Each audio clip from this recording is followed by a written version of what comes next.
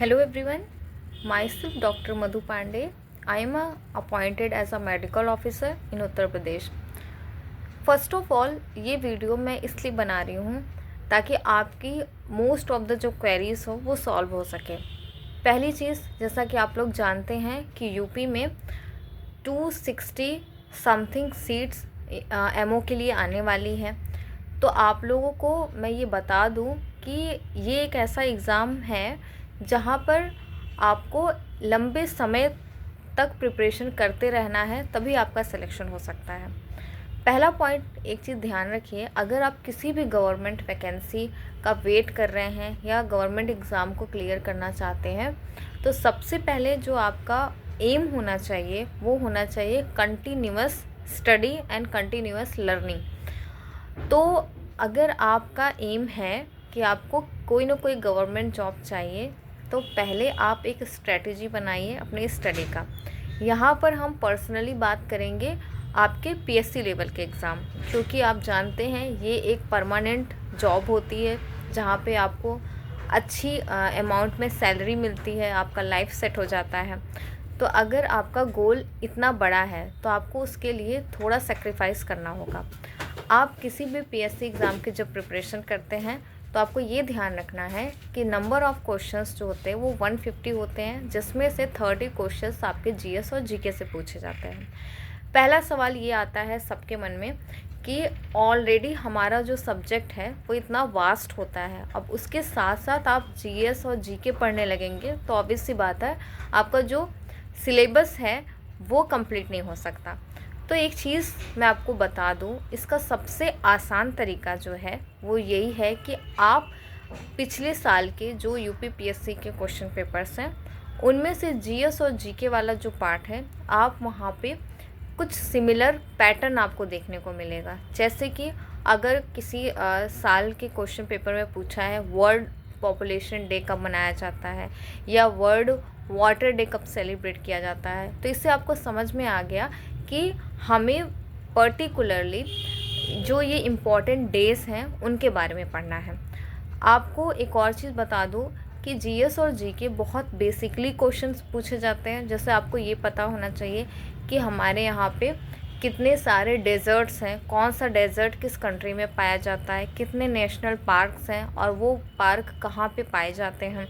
आप यूपी से बिलोंग करते हैं तो आपको ये पता होना चाहिए कि जो आपका यूपी में जितने भी शहर हैं वो किस नदी के किनारे बसे हुए हैं, कौन सी सिटी की क्या स्पेशलिटी है।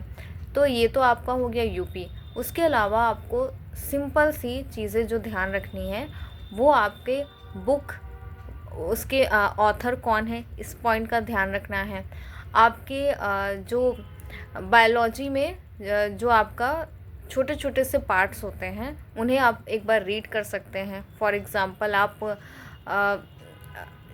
एमीबा के बारे में एक जगह पे पूछा गया था तो आप उससे रिलेटेड टॉपिक देख सकते हैं। तो आपको सबसे पहले ये करना है कि ये टेंशन छोड़ देनी है कि हमें 30 क्वेश्चंस जो हैं उसके लिए हमें पूरा दिन का दिन पढ़ना पड़ेगा जीएस और जीके। नो, ऐसा कुछ भी करने की ज़रूरत नहीं है। आप सिर्फ क्वेश्चन पेपर उठाएंगे, आप उस क्वेश्चन पेपर के पैटर्न को समझेंगे कि अगर यहाँ पे इस साल वर्ल्ड पॉपुलेशन डे पूछा है तो अगले साल वर्ल्ड टोबैको डे पूछ सकता है, वर्ल्ड एड्स डे पूछ सकता है। तो इस तरह के क्वेश्चंस बनाए जाते हैं। बहुत सिंपल है, पैटर्न को समझने की कोशिश कीजिए तो आपका ओवरऑल सब कवर हो जाता है। रही बात सब्जेक्ट की, तो सब्जेक्ट के लिए आप होम्यो दर्पण बुक जो गैंगवार सर के थ्रू गैंग होम्यो आपको प्रोवाइड करता है, गैंग होम्यो के test series very authentic test series, और ये मेरे लिए तो बहुत ही ज़्यादा हेल्पफुल था पर्सनली। और सबसे ज़्यादा सिलेक्शन अब तक यूपी से गैंग होम्यो के थ्रू हुए हैं, और ये मेरा ऑनेस्ट रिव्यू है। यहाँ पे मैं किसी भी कोचिंग का कोई एडवर्टाइजमेंट नहीं कर रही हूँ। और सबसे मेन चीज़ जो है कंटिन्यूटी बहुत ज़रूरी है, डिसिप्लिन रहना बहुत ज़रूरी है। आपका अगर एम बड़ा है तो आपको बड़ा सेक्रीफाइस भी करना पड़ेगा, आपको लग कर पढ़ाई करनी है। और सबसे मोस्ट इम्पॉर्टेंट, कभी भी जब आप प्रिपरेशन करते हैं तो किसी भी चीप कोचिंग या चीप टेस्ट सीरीज़ के पीछे मत भागिए। आप सिर्फ ये देखिए, कोई भी कोचिंग को जब आप ज्वाइन करते हैं उसके पहले आप एनालाइज़ कीजिए कि इस कोचिंग से कितने सिलेक्शन हुए हैं या कितने सिलेक्शन पर ईयर होते हैं। क्योंकि होम्योपैथी फील्ड में नंबर ऑफ़ कोचिंग्स तो हो सकती हैं ज़्यादा हो, लेकिन क्वालिटेटिव कोचिंग जो है बहुत कम है। मैंने 2 साल प्रिपरेशन जब किए थे उस टाइम पे मैंने बहुत सारे टेस्ट सीरीज़ लिए थे, क्योंकि वो बहुत ज़्यादा अफोर्डेबल थे। बट ये टेस्ट सीरीज़ मेरे बहुत ज़्यादा यूज़फुल नहीं रहा। 2 साल के बाद जब मैं गैंग होम्यो कोचिंग इंस्टीट्यूट से अटैच हुई और मैंने लग के प्रिपरेशन किया अपने एमओ के लिए, and finally I got selected. और जब आप क्वेश्चन पेपर सॉल्व करोगे तो आपको ये पता चलेगा कि ये तो ऑलरेडी हमने पढ़ रखा है, कुछ भी आपको अलग से नहीं लगेगा। और इस बार जब आप कोई एमसीक्यू बुक होम्यो दर्पण या गैंग होम्यो सर के थ्रू लेते हैं, गैंग होम्यो ऐप के थ्रू लेते हैं, तो सबसे अच्छी चीज़ ये है कि आपको उसके साथ एक प्रैक्टिस शीट भी दी जाएगी, और वो जो प्रैक्टिस शीट है उस पे आप अपने एमओ की प्रिपरेशन कर सकते हैं। तो दैट्स ऑल। और बाकी आप लोग कांटेक्ट कर सकते हैं गैंग होम्यो प्लेटफॉर्म, जो कि डॉक्टर नरेंद्र गैंगवार सर के थ्रू है। आप उन्हें कांटेक्ट करके पूछ सकते हैं।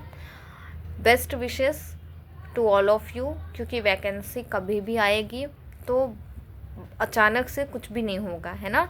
जब आप लग कर अभी से स्टडी करेंगे, अभी से प्रिपरेशन करेंगे, तो ही आपका सिलेक्शन हो सकता है। Continuity is very must.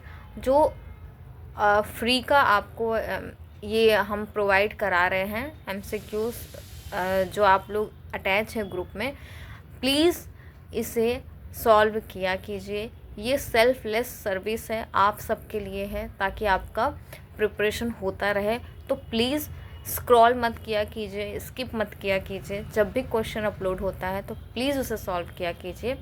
That's all. Thank you so much.